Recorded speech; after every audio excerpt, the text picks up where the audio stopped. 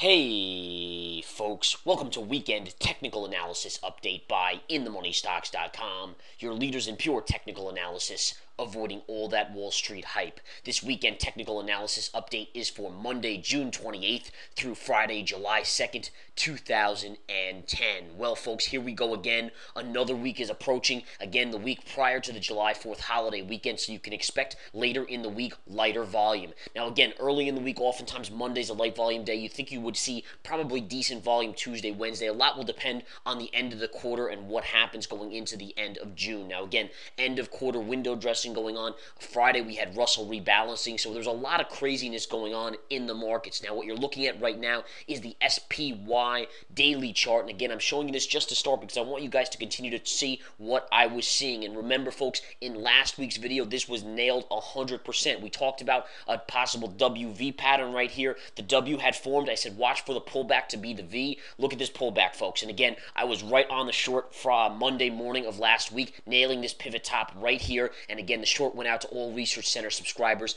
per the alert on the hot charts and alerts, which again is part of the Research Center. You get it all for just $49.99. Bottom line, look at that pullback. Now you're coming into major support here, and you did hit major support late in the week, Friday and obviously on Thursday. The key level here, the 107.50 level, and that's the level that you're watching to see if it holds. If that level holds, expect a move up for the week overall, and again, we may start to form the V upswing in this market. That would be the general prognosis for this week, to look for that possibility. Now, if you don't hold 107.50, this line right here, which is a master daily level, then obviously you could possibly go all the way down to a double bottom down here at 105 to 104.50 on the SPY. Those are the things I want you to watch for this week, and again, we'll discuss it in next weekend's video, obviously next weekend being a holiday weekend, and again, that means later in this week, you should start to look for a little lighter volume. Now, that doesn't mean we're not going to have some crazy economic news, and I'm flipping over to the intraday chart here on the SPY because I want to go over the key levels and what we're seeing in the charts. But essentially what you're going to say, folks, is you see some economic news coming later in the week, like the unemployment rate and the non-farm payrolls on Friday. So yes, Friday is the day before a major holiday. I think the morning period, though, could be very, very wild, assuming they keep that non-farm payrolls number on Friday and do release it at 8:30 a.m. Eastern Time. And again, that's non-farm payrolls and an unemployment rate. Right now, the expectations are for a loss of approximately 150,000 jobs in the market. The market actually expects a little better number than that, but overall, I don't necessarily know if the market's going to get it. We've had these continuing jobless claims not dropping whatsoever. So the question again will be, if we see that number below 100,000 loss in jobs, and remember, last month we saw a gain of over 400,000 jobs for the month, but that was because of the census. That's not in play anymore, folks. So the question is, again, now if you take out those 300, 400,000 players that were hired because of the census, do we see a major drop? Are we going to see anything in the range of minus 100,000 to 150,000? That, again, is what the market expects. If you get more than 150,000, I think this market does sell off next Friday. If it's less than 100,000, I think this market could rally, as that could show a more positive view on the job situation in the U.S. economy. All right, now next week, obviously, as we're looking at the intraday here, I want to flip back to the 60 minutes, just show you guys where we've been over the last couple weeks. You had that beautiful upswing, which we nailed, and then we obviously nailed the short right up here to the downside. And now, again, the question is watching the key levels, the 107.50, 107-ish area right here, to see if that ends up holding or not. Now, again, going into next week, I want you to be paying attention to the euro, obviously, and Europe.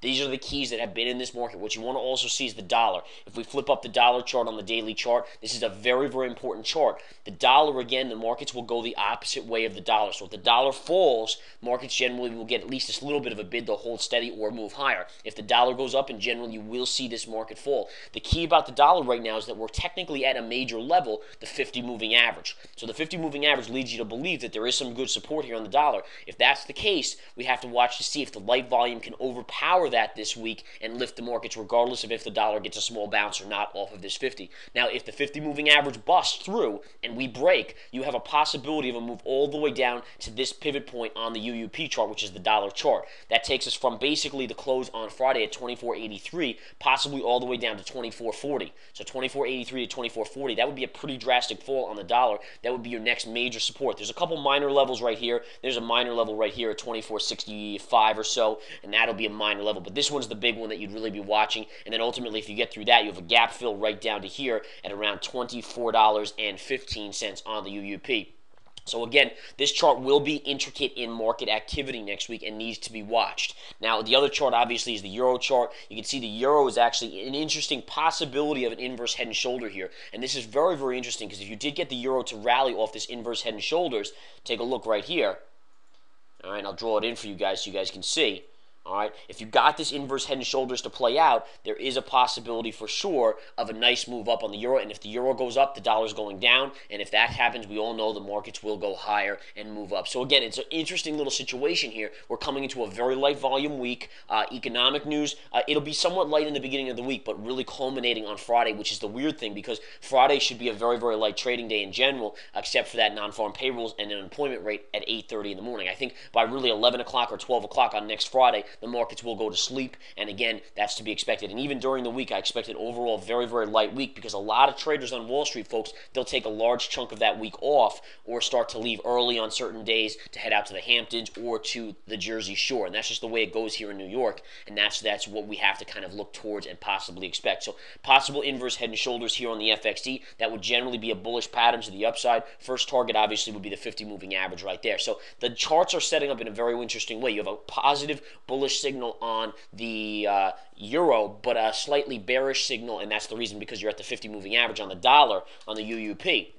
Now, that generally shouldn't be. That means one of these chart patterns will fail. This will either break through to the downside, or if it doesn't, the euro might see a little bit of a downside and a negation of that inverse head and shoulders. So again, you're kind of at this pivotal point, and my point of telling you about this is to show you how light the volume is right now and how patterns have a tendency to sometimes fail when you have light volume because of these holidays in the middle of the summer, the doldrums of summer as we all know it, all right? So just be aware of that, guys. And again, a down dollar, up euro would be positive for the market. A down euro, up dollar would be negative. Now, let's go back to the SPY on that intraday, and we'll flip back to the intraday chart. And just to show you here, folks, you could actually make a case that you actually have a little inverse head and shoulders here on the charts as well of the spiders. How do I mean by that, or what is it? Take a look at this. All right, so there is a little bit of a possibility here. There's your shoulder, head, and shoulder. That's an inverse. Generally, if this pattern breaks to the upside, I would say target would probably be around the 200 moving average. If you want to draw your neckline here, this would be your neckline. All right, so that's your neckline. If you can break above here, which is essentially this pivot high, then you should possibly see the highs going all the way up. And this could be as early as Monday if that does play out, up to that 200 moving average. Now, again, the way it would be negated is if you ever came down here and took out this pivot low, then it obviously is negated, and that pattern could fail, and we could go all the way down to about 106 would be your target if that fails to the downside. But assuming it gets above here, confirms, you should be on track for a nice move up, and you can watch for that early in the week possibly as well. All right, other than that, folks, I'm trying to scan through. I think we're going to go over a couple stocks right now, and you can see right here, Goldman Sachs really carried this market late in the week. Now, the market by no means was up a lot or even that much. I mean, NASDAQ was up 6 points on Friday. The Dow, S&P were basically flat. Dow was down 8, 9 points. The S&P was up about 3 points. So it was a mixed market, but the key was the reason why this market didn't see big losses late in the week. Goldman Sachs, JP Morgan, and the rest of the financials. We got financial regulation basically coming to a close now. People are assuming, or we see the details of this plan. That's telling us that, again, you're going to see that come through. Now, most people would think that's negative, but believe it or not, when you have kind of something in stone, everyone, all the funds, all the fund managers can now look at these stocks and say, okay, well, what's the real value based on what we know about financial regulation? Once it's passed, the unknown is always scarier for the markets. Always remember that, folks. It doesn't matter if the actual financial regulation is worse than people expected. Generally, the unknown is always worse because you don't know. It could be worse, it could be better. Once we know, these stocks now can be valued, and that's, again, why you're seeing that. All right, so they've been beaten down. Now they're getting a bounce. Short covering also coming in. That's another key here as well, short covering. JP Morgan, same thing. And again, beautiful move up on JP Morgan. So these stocks really held this market up. We'll see if they can continue to lead. What you need to see next week, to be honest, guys, is Chevron and Exxon. Chevron and Exxon have been killed. If you take a look at the daily chart, look at this. Up, up, up, right to the 50, and then a pullback to double bottom. These stocks must rally for this market to continue to rally. You need the financials to rally, and then you need these Chevrons and Exxons to rally. If those four general stocks, and I mean JP Morgan, Goldman Sachs, Chevron, and Exxon can rally, this market should go higher. If the financials can't rally, or these other stocks, these oil rig kind of drilling stocks, Chevron, Exxons, don't rally, then the market shouldn't get much of a bid next week. All right, so it really needs these four in the two different sectors to rally, and that will take this market higher. All right, look to the Research Center. Join the Research Center. You can see our projections and everything. Have a wonderful weekend. We'll see you guys this week. We're going to get some good calls out, more money making to be had.